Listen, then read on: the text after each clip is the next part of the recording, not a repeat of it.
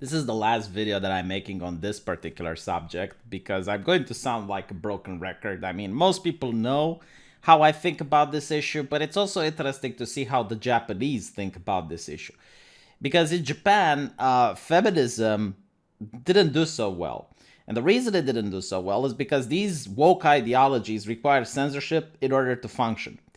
You need to purge people who are against the ideology from social media to first create like safe spaces and then create terms of service in order for the ideology to go unchallenged. Otherwise, it can't work. And Japan actually faced this problem 3 years ago. You see, in the beginning, a lot of Japanese people legitimately thought that feminism is about equality and it's getting good PR, like it's for a good cause. But the main controversy started when a blood donation campaign used Uzaki-chan on their posters in order to convince people to go and donate blood.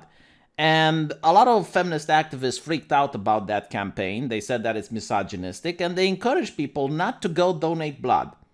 In other words, like imagine if your mother was in a car crash and she requires a blood donation, but the doctor would say, well, I'm really sorry, but the campaign that we were using was misogynistic and the activists encouraged people not to donate blood. So we can't really do much.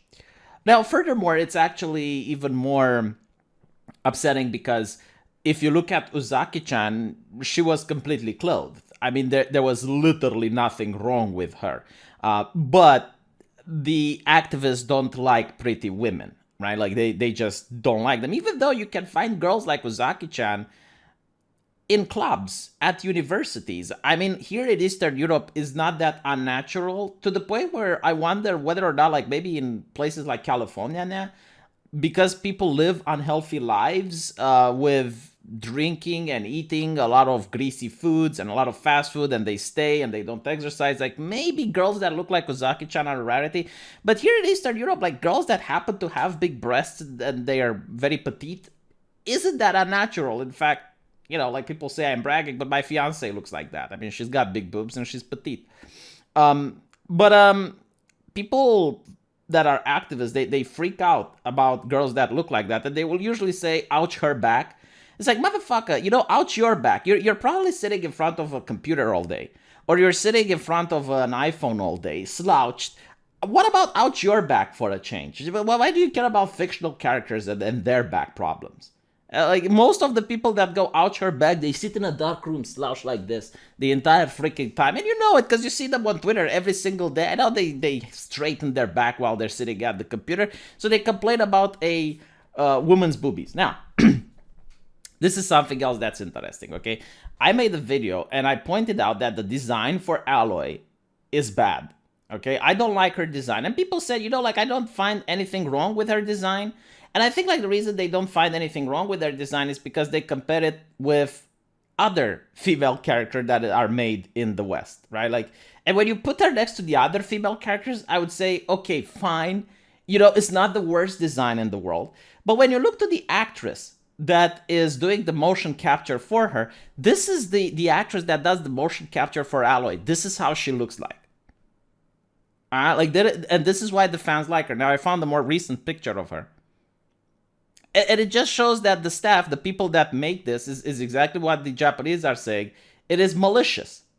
And they blame that the developers are jealous of how she looks like. I don't know if that's the case. I legitimately don't know why. They need to make the women more masculine. According to an interview that the developer said, is that the way that this lady looks, and this is his words, not mine, is that she would burst in tears if she broke a nail, so they couldn't picture her like climbing rocks and stuff.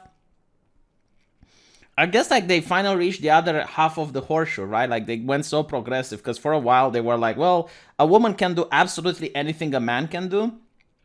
And now it's like, yeah, I mean, a woman can do anything a man can do, but only if they look androgynous, only if we inject testosterone into them and we make them look more masculine, and then they can do whatever a man can do. But otherwise, if they look like, if they have feminine features, not so much. And then, like people are blaming political correctness. They're blaming monsters. There are only monsters in grass. It's made by a foreigner, so it won't be popular in the world. It's not going to be popular in Japan. Like, take into account, this is a Japanese website. I'm using Google Translate in order um, for it to see. The most interesting why is that there was a Japanese person saying, like, I get that they want to make women less attractive, but like, why do they go the extra mile and inject so much unattractiveness into them that they make them look absolutely ridiculous? And that is a great question. That is a great question. It's like, look at this. The forehead is thin and the chin is fat, so it looks like an eggplant or other vegetable like online. Take into account that Japanese people on their forums don't have as much censorship as in the West, so this is why like people can write like that. Um, every time the reboot of Tomb Raider was released, it was made ugly, and the milk became small. Also, take into account, this was how the initial design for Aloy looked like. You know, like she looked petite, she looked kind of cute, but they didn't want to go with this. Now, again, like I understand, you know, like a lot of people will say, well, this is fine.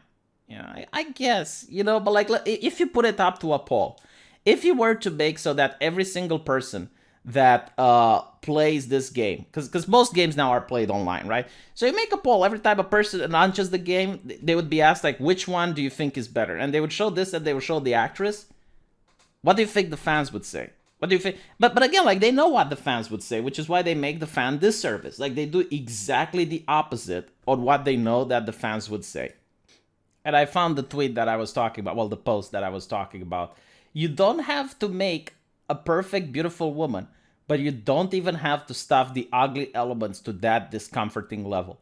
Like that is the thing, you know, like at first they were talking about clothing and dressing women up, but now it's literally an effort into making them less female. And you can see this because they choose a female actress for the motion capture.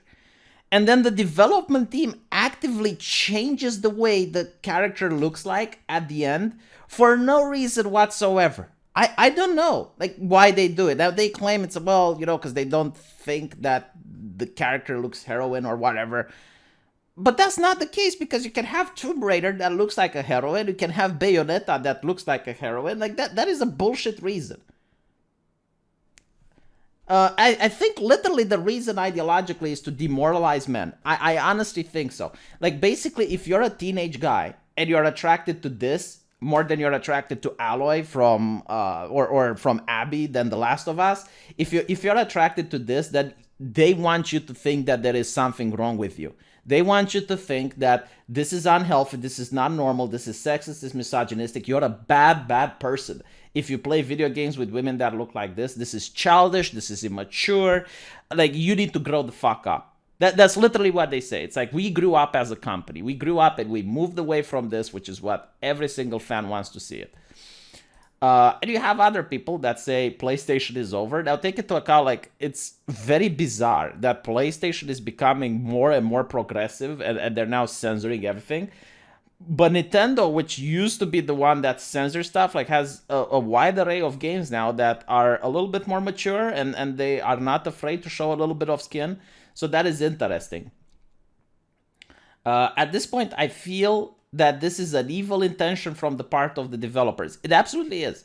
Like, if you look at what some of these developers tweet and what they say in public on their private accounts, they have a disdain for the fandom. They have a disgust for the people. They believe that the people who buy video games are misogynistic, are sexist, are racist. That, like, they're some of the most evil people in the world. Which kind of makes you wonder. It's like, dude, it's like making cars for Nazi Germany by that point, isn't it? Like, you know that those people are bad, and yet you make cars for them. Like, why? Why wouldn't you do something else? Why wouldn't you move to a different industry? And the reason is because they want to use their platform in order to change people. Like, they believe that if they change the gaming, then people will change. Like, people will realize, oh my God, I'm a sexist misogynist for playing those bad games. I need to change my life. I need to donate some money to Anita Sarkeesian and find out how I can improve, right? Like, find some experts that can help me improve. And I think this is the reason, right? Like, this is what's happening. And kudos for Japan for seeing it, for calling it out. I wish the American internet would be as uncensored as the Japanese internet is, at least regarding to entertainment and culture. By the way, like Japan has its own things that they don't like. They got like their own political correctness, but at least it's not as bad as it goes in the West. And at least like their companies still try to make entertainment. They don't try to force politics the same way that the West does. Although recently, by the way, Fortnite is going to work hand in hand with anime studios, and you're going to see like a lot more anime in Fortnite. Demon Slayer, for example, My Hero Academia. I hope these don't go a lot more mainstream than they already are and start trying to cater to a wider audience, because then they're going to go on the same footsteps of Marvel and DC. Let me know what you guys think, and I'll see you in the comment section.